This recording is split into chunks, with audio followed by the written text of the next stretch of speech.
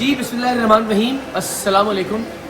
एक बड़ी अहम वीडियो के साथ एक बार फिर मैं इकरारुल हसन आपकी खिदमत में हाजिर हूँ। ज़ाहिर है मैं जिस मौजू को अहम समझता हूँ कोशिश करता हूँ उसी पर बात करूँ आपसे, और न सिर्फ बात की जाए बल्कि हम आप सब सीखने की कोशिश भी करें। तो इस वक्त मेरे अतराफ़ में आप देख रहे हैं ये हमारा ARY का दफ्तर है, लेकिन मौजू ARY का दफ्तर नहीं है आज। इस पर भी इंशाल्लाह कभी वीडियो बना के तफसील से आपको दिखाएंगे, बताएंगे कि यहाँ कैसे काम होता है।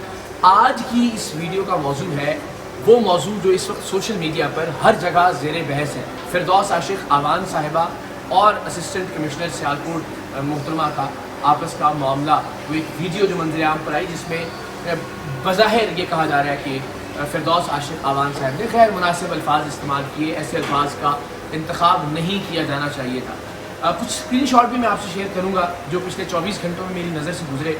आप जानकर हैरान होंगे कि पाकिस्तान तहरीक इंसाफ के अंदर ही दो मुख्तलिफ आरा पाई जा रही हैं। एक राय वो है जो फिरदौस आशिक आवान साहब को सपोर्ट कर रही है, और एक राय वो है जो असिस्टेंट कमिश्नर साहिबा को सपोर्ट कर रही है। और सपोर्ट में उनकी बहुत सारी तस्वीर भी लाई जा रही हैं जिसमें उन्होंने मुख्तलिफ जगहों को सील किया, मुख्तलिफ जगहों में वो इन एक्शन दिखाई दे रही हैं, काम करते हुए नज़र आ रही हैं। तो आज की इस वीडियो से हम ये ज़रा सीखने की कोशिश करेंगे कि हमें किन मौक़ों पर क्या कहना चाहिए, किन चीज़ों को अवॉइड करना चाहिए, क्या हो जाए तो उसका रिएक्शन क्या होना चाहिए। और एक और चीज़ ये कि हमें ज़रा थोड़ी सी पॉलिटिकल सब्र, बर्दाश्त और तहम्मुल भी पैदा करने की ज़रूरत है। यानी अगर एक ही पॉलिटिकल पार्टी के अंदर दो मुख्तलिफ आरा मौजूद हैं तो ये तो बड़ी अच्छी बात है, बज़ाहिर कोई एक दूसरे को गाली नहीं दे रहा। लेकिन अगर एक ही राय होती है एक पार्टी की और किसी दूसरी पार्टी का कोई शख्स या कोई दूसरा एंकर उस पर इख्तलाफ राय का इजहार करता है तो उसे गालियाँ पढ़ना शुरू हो जाती है। तो ये भी ज़रा बात हम करेंगे। कल से अब तक जो वाक़या हुआ वो आप सब जानते हैं। फिरदौस आशिक आवान साहिबा ने बाकायदा झाड़ पिला दी, अगर कहा जाए कि डांट दिया असिस्टेंट कमिश्नर साहिबा को, तो ये गलत नहीं होगा। लेकिन जो लफ्ज़ उन्होंने इस्तेमाल किया गुस्से में, शायद वो हम कहते हैं ना कि रमज़ानुल मुबारक में जब चूँकि रोज़ा होता है तो ज़रा इंसान अपने हवास थोड़े से खो देता है कहीं ना कहीं। सड़कों पर भी हम बहुत सारे ऐसे मनाजिर देखते हैं। यानी अब अगर आप नोट करें इफ्तार के वक्त घर से दफ्तर या दफ्तर से घर जाने के दरमियान में भी कम से कम 15-16 वाक़यात आपको ऐसे ज़रूर मिलेंगे कि जिनमें लोग एक दूसरे से लड़ाई कर रहे हैं, एक दूसरे से गालन गलोच कर रहे हैं। हालांकि ये वो महीना है कि जो हमें सिखाता है कि हमें एक दूसरे की गलतियों को भी माफ़ करना है, दरगुजर करना है।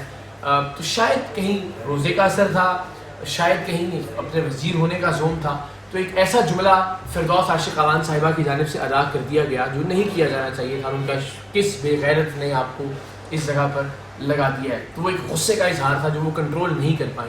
और असिस्टेंट कमिश्नर साहिबा भी ज़ाहिर है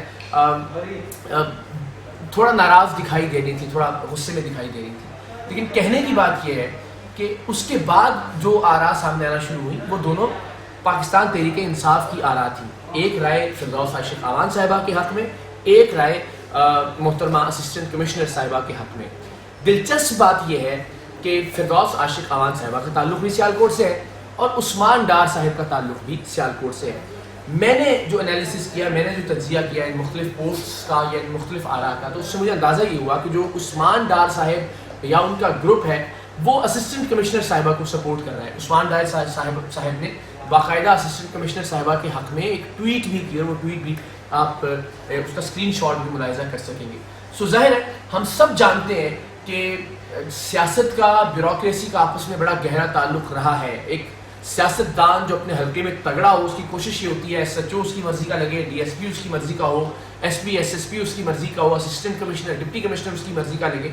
तो ज़ाहिर एक ताल्लुक़ होता है ब्यूरोक्रेसी में और सियासतदानों के बीच में।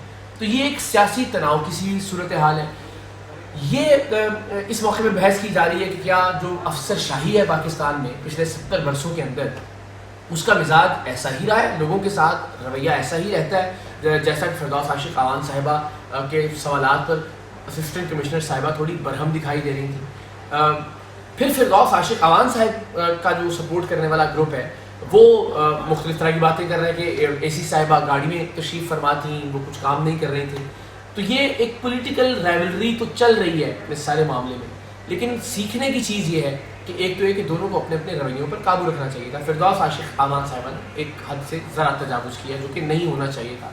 لفظ کا انتخاب ہی وہ سب سے، اگر آپ وزیر اطلاعات جیسے اہم عہدے پر فائز رہی ہیں اور اب بھی ہیں، اور اگر الفاظ کے چناؤ میں آپ محتاط نہیں ہیں، تو یہ بڑی تشویشناک بات ہے، اور یہ معاشرے کی اوور آل غصے کی اور پارا بڑھ جانے کا ایک علامت ہے، جو کہ کسی بھی صورت پاکستانی قوم کے لیے بہتر نہیں ہے۔ اور دوسری چیز یہ کہ جب دو دھڑے ایک پولیٹیکل پارٹی کے ایک کسی موقع پر کسی واقعے پر منقسم ہیں، تقسیم ہے، ان کی رائے مختلف ہے، اور دونوں ایک دوسرے کو گالیاں نہیں دے رہے، دونوں ایک دوسرے کو غدار نہیں کہہ رہے، دونوں ایک دوسرے کو بکاؤ نہیں کہہ رہے، دونوں ایک دوسرے کو یہ نہیں کہہ رہے کہ پیسے لے کر آپ فردوس عاشق امان صاحبہ کے حق میں پوسٹیں کر رہے ہیں، یا دوسرا دھڑا یہ نہیں کہہ رہا کہ آپ پیسے لے کے اسسٹنٹ کمشنر صاحبہ کے حق میں پوسٹیں کر رہے ہیں اور آپ بہت برے ہیں، اور ایسے الفاظ کے جو شاید میں ادا بھی نہیں کر سکتا ماہ رمضان المبارک میں، ایسا کوئی لفظ دونوں طرف سے نہیں کہا جا رہا۔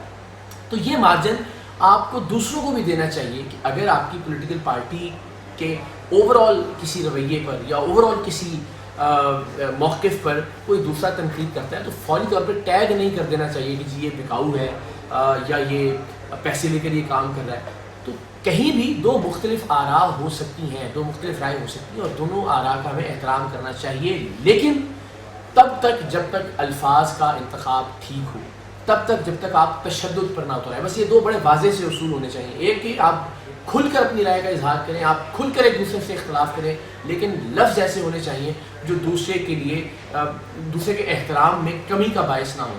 اور پھر یہ کہ کسی بھی صورت میں کوئی بھی سچویشن ہو، تشدد کو کسی صورت قابل قبول نہیں ہونا چاہیے۔ ایک تشدد، دوسرا گالی، اور کوئی ایسا لفظ جو کسی دوسرے کے احترام میں کمی کا باعث بنتا ہو۔ باقی آپ اپنی رائے کا آزادانہ اظہار کیجیے، آپ بعض پرس بھی کیجیے، آپ یہ احساس بھی دلائیں کہ آپ کام ٹھیک نہیں کر رہے ہیں، سیاستدان افسر شاہی سے بات کریں، افسر شاہی کو بھی کچھ سیاستدانوں سے شکایت ہے تو ضرور کریں۔ تو ہمارے معاشرے میں ان دو چیزوں پر اگر فوکس کر رہے ہیں ہم، تو آپ یقین کیجیے ایک بہترین معاشرہ قائم ہو سکتا ہے، اور کل کا واقعہ ہم سب کے لیے سیکھنے کی ایک بہت بڑی مثال ہو سکتی ہے۔ ونس اگین اپنے الفاظ کا انتخاب بہتر رکھیے، اور کسی بھی صورت میں ہاتھ اٹھانے کو جائز قرار نہیں دیا جانا چاہیے، جو کہ اس واقعے میں نہیں ہوا۔ میں ایک اوور آل اصول بیان کر رہا ہوں جو میرے نزدیک ایک اچھے معاشرے کے لیے لازم ہونا چاہیے، اور اسی کی بنیاد پر ایک اچھا معاشرہ قائم ہو سکتا ہے۔ سو لیٹس سی آنے والے دنوں میں اب یہ معاملہ کیا رخ اختیار کرتا ہے، اسسٹنٹ کمشنر صاحبہ اپنے عہدے پر برقرار رہتی ہیں یا نہیں رہتی، فردوس عاشق امان صاحبہ کا دھڑا تگڑا ثابت ہوتا ہے، یا عثمان ڈار صاحب کا دھڑا تگڑا ثابت ہوتا ہے، یا معاملہ ایسے کا ایسے ہی رہتا ہے۔ یہ آنے والے دنوں میں جو بھی ڈیولپمنٹ ہوگی ہم اس پر بھی بات کریں گے، لیکن مجھے لگتا تھا کہ اس موضوع پر یہ ضرور بات ہونی چاہیے کہ لفظ بڑے اہم ہوتے ہیں۔ باقی ہر چیز ریورس ہو سکتی ہے، لیکن زبان سے ادا کیا گیا لفظ جو ہے اس کی واپسی بڑی مشکل ہو جاتی ہے۔ الفاظ کا انتخاب، اور خاص طور پر ماہ رمضان میں اپنے اعصاب پر قابو رکھیے، اپنے غصے پر قابو رکھیے، اپنے الفاظ پر قابو رکھیے۔